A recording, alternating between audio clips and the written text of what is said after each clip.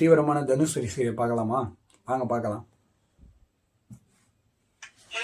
உங்களுக்கு heart beat laptop அடிக்கும். தனுஷ் தான் அடிக்கும். தனுஷ் லேப்டாப்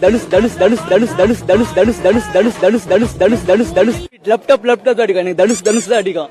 தனுஷ் உயிர், தனுஷ் ரத்தம், எல்லாமே தனுஷ் தான். சத ஃபுல்லா தனுஷ் தான்.